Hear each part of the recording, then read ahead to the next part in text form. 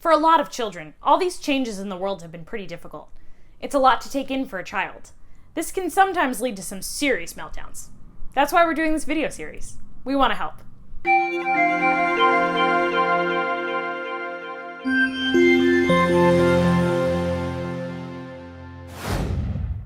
Hello, I'm Samantha from Learning Success. This video is part of a series to help you, the parent, reduce or prevent the stress on children that cause meltdowns, and also help you deal with them better when they do occur. In this series, you'll get help from a variety of experts on the subject. In today's video, we have Jessica. Jessica Schroeder is passionate about helping families regain connection and trust in their relationships. She is a licensed clinical marriage and family therapist and founder of JS Therapy Group LLC, a multidisciplinary mental health practice with 2 locations in the Kansas City metro area. In addition to providing therapy services, Jessica mentors other therapists. She is a board-approved clinical supervisor in the state of Kansas and a registered play therapist supervisor and an emotionally focused therapy supervisor in training. Let's see what Jessica has to say about preventing meltdowns. My first tip for helping parents with children's meltdowns is to make sure that you are not matching the anger with anger. Something that some parents don't know is that children don't have the ability to self-regulate until they get older and are taught how to self-regulate. If you think about it, sometimes some adults don't even know how to self-regulate. But let's go back and think about when children are infants.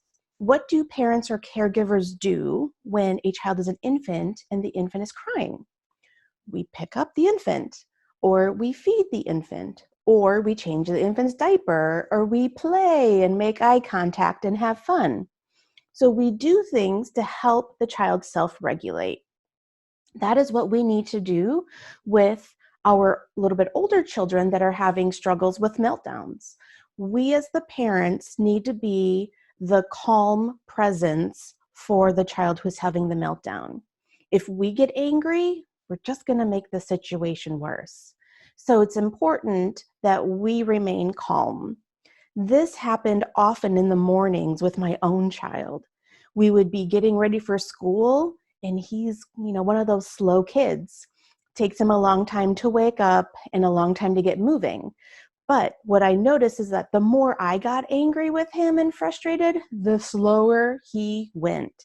So what I found worked better is that when I can remain calm and I can encourage him, then he was able to get moving in the morning.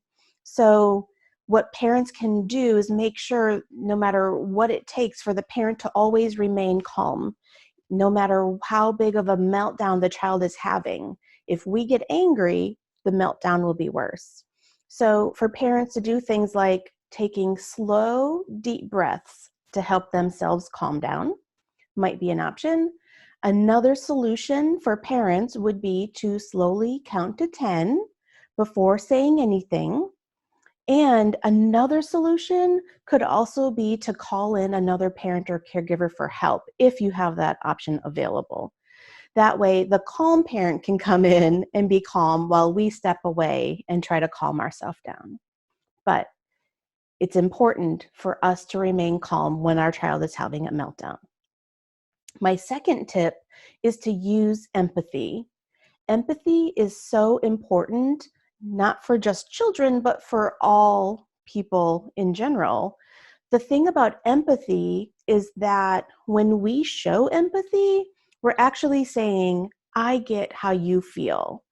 We are saying, what you feel makes sense to me. And I think that's what almost everyone really wants, no matter if it's from our children or from an adult peer. So for children who are having meltdowns, as the parent, we want to show empathy.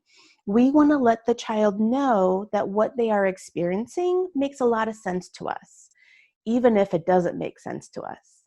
So many times with my son, he'll be upset about something that happened in a game. And of course, as the adult, I know, oh my gosh, that doesn't matter in life. Like later in life, this is not going to be a big impact on you. But in the moment, it is a really big impact and it really bothers him. So what I need to do as the parent is I need to use empathy, and I need to say things like, oh my gosh, that makes so much sense while you're mad right now because you really wanted to win that game. Or things like, oh, of course, it makes sense while you're feeling so sad right now because you really wanted to do better on that level. So using empathy helps them feel understood, and we all want to feel understood. So that would be another tip to help children during meltdown. One more tip would be to be curious. You know, sometimes we're not curious and we just assume, or we're not curious about why the child is having a meltdown, and we try to redirect them, really not knowing if our redirection is really what's going on. So be curious about why the child is having a meltdown. One intervention that I like to use is called I wonder statements. I use these all the time. It's a way to ask a question without really asking a question. So it goes like this. I wonder if you're feeling a little bit hungry right now. Or, I wonder if you really wanted to play outside instead of do homework. And so that's a way of asking a question without asking a question and being curious about what the child says. Another thing that's important with this is that we don't take the expert role in our child's experience. No matter how old our child is, their experience is their truth. Again, even if it doesn't make sense to us in that moment, but during a meltdown, we are very emotional, right? We're not doing a whole lot of rational thinking during a meltdown. So whatever our child's truth is in that moment, we want to go with that and then talk about it later when the thinking brain is more online. So if the child is sad because they can't find a toy, and we know like, oh my gosh, the toy's not a big deal, it's still our child's truth, and we want to let the child be the expert on that truth. We don't want to try to convince them or change their mind or in some way try to alter their truth. We just want to go with it, use empathy, and remain calm in order to help them calm down.